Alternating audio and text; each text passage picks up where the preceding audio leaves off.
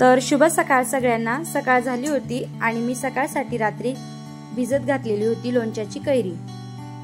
ती सकाळी सुटून साहेबांनी 2 पाण्याने धुवून घेतली आणि मी हॉलचं आवरून घेतलं, कारण इथे आज कापायची होती आपल्याला कैरी।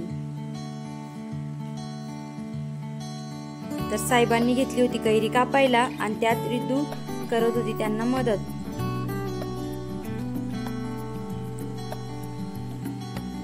त्यांनी छान कापून घेतली आणि रिद्धूनी घाण काढून ती वाळत घालायला पण त्यांची हेल्प केली।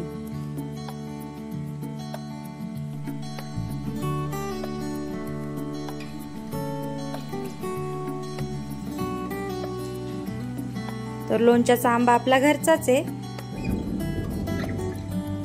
आणि कैरी वगैरे कापून झाली आणि वेळ होती आता तिला वाळत घालायची।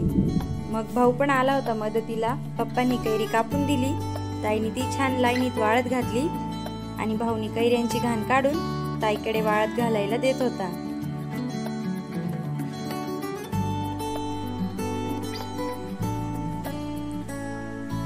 ताईने छान अशी लाईनीमध्ये कैरी वाळत घातली होती फॅन खाली।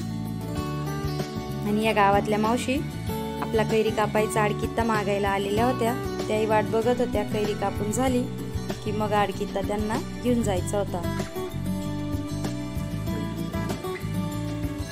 आणि मग मी लागली होती स्वयंपाकाला आणि मी लावलेली होती रात्री दही।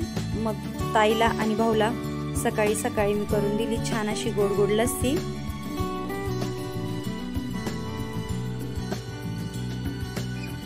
आणि भाऊनी त्याच्या हातानेच त्याच्यासाठी ग्लास काढला आणि अजून काही थंडी वाटत नाही म्हणून मग थोडा बर्फही ऍड केला त्यांच्या लस्सीमध्ये आणि ताईनी आणि भाऊनी गोड गोड लस्सी पिली।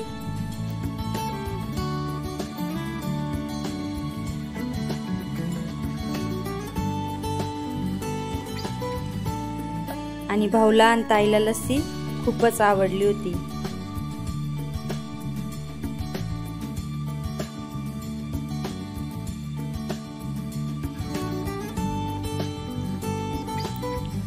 आणि वेळ झालेली होती स्वयंपाकाची। मग मी इथे पटपट माझा स्वयंपाक वगैरे आवरून घेतला, कारण आज दिवसभर भरपूर कामं होती। स्वयंपाक वगैरे झाला, जेवण वगैरे आवरून झाले होते आणि मग दुपारच्या वेळेस काढला होता रिद्धू मॅडमचा कपाट आवरायला, कारण कपड्यांमुळे खूपच भरलेला होता आणि आता रिद्धूची उंची पण वाढतीये, त्याच्यामुळे तिला काही बरेच कपडे होत नाही। त्याच्यामुळे म्हटलं थोडं रिकामे करू आणि जागाही करून देऊ ताईच्या कपाटामध्ये।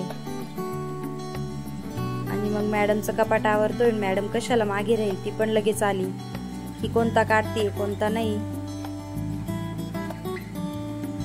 आणि मग साहेबांनी करून आणलेले होते गिरणीतनं पापड।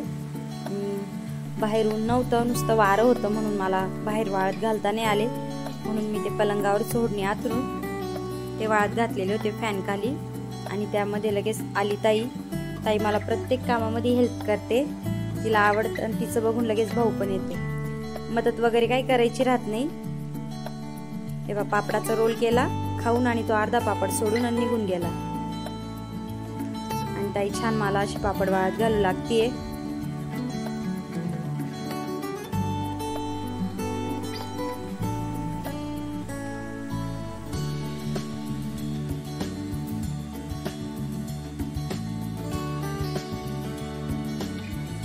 पापड वगैरे वाळत घातले आणि जागा खूपच कमी होती, कारण खाली कैऱ्या पण वाळत होत्या आणि वरती पापड टाकलेले होते, म्हणून मी थोडे दाट टाकले, कारण ते बऱ्यापैकी गिरणीतूनच वाळून आलेले होते। फक्त थोडेसे हवेत वाळत टाकायचे होते।